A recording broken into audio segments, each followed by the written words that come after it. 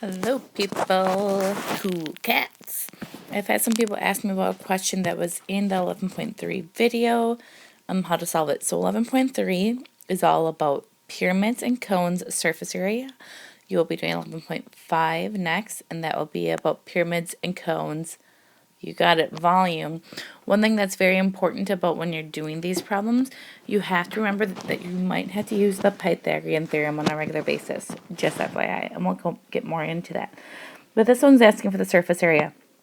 So my surface area, when I'm dealing with a cone or a pyramid, the formula for that is the area of the base, because there's only one base. So this would be my base, which is different than a prism, which would have that same shape up here, plus the area of my lateral area. So when you're looking at your lateral area of a pyramid, it's going to be made up all of these small triangles. So that would be 1/2 times the perimeter of your base. You have to make sure that perimeter is of the base.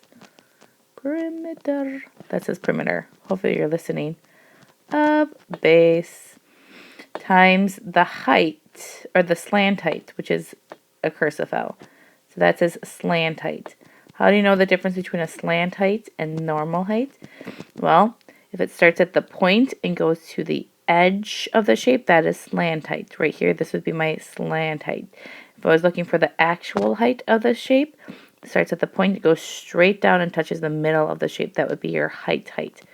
So when I'm finding this, now this is where we have to go back to chapter 10 someplace, at the beginning of chapter 10. Find the area of a polygon. Now, this is where we might have to use SOHCAHTOA. So I draw up my right triangle right here. So I'm going to draw that right over here. So I have 5 square root 3. Remember, I would do 360 divided by 6, which would be 60 divided by 2. So this angle right here is 30. So now I'm actually dealing with a 30, 60, 90 triangle. So this right here is going to be my short length. This would be my long length. So if I want to figure out what my short length is, again, this is where you might want to look at your little cue card. You should still have that, hopefully. This would just be 5, because it would be your long divided by square root 3 is equal to your short. And that's all I need. So now if you want to look back to the area of your polygon, which will be the area of the base that we're sitting at, it's 1/2 times my perimeter. Now when I look at this, one side is 10, and I have 6 sides, so my 10 times 6 would be my perimeter, times my apothem. My apothem is 5 square root 3. Remember, apothem starts at the center and goes to the edge of the shape, center to the edge. And for this problem, it was multiple choice, and all of the questions for the multiple choice were in decimal. However, I'm not done yet. I'm just finding the area of the base. So 1/2 times 60 times 5 times square root 3 would give me roughly, so the b, gosh darn, the b is equal to 259.81. So I still need the second part. I need to find my lateral area. So my lateral area